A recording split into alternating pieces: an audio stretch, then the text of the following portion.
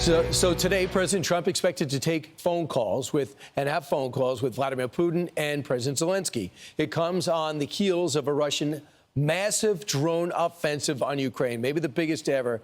Yesterday, Special Envoy Steve Witkoff said this is about the talks.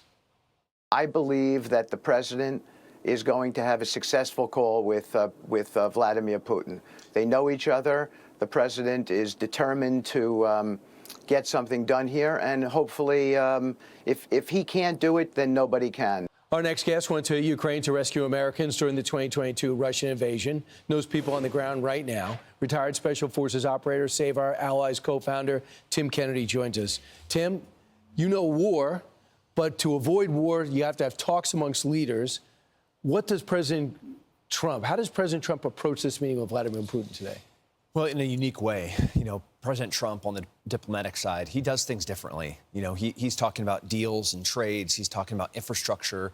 If you want weapons, then how about you give us some minerals? If you want us to be investing in NATO, as we have been completely taken advantage of for the past 75 years, maybe in return, these are the things that we're going to expect economically.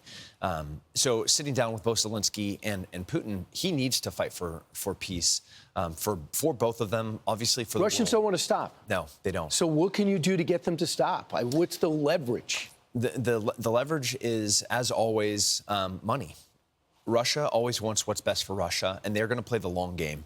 And this battle of attrition, killing Ukrainians, they can do this for forever. They're happy to fight this war for years. And they're dying too. Oh, yes, they are. They don't care. The Russians don't care that Russians are dying. No. And that portion of Ukraine, a lot of that population is Russian, identifies as Russian, and so from Russia's perspective, they're fighting to take back Russia.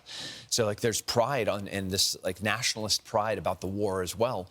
But Trump has a fight, but he has to do it from positions of strength, both economically and militarily. He's got to threaten to sanction the central bank and do it. He's got to threaten third-party sanctions, anyone who buys their oil, and go through it. That means India, and that means an ally, and that means China, not an ally. No. You got a great special.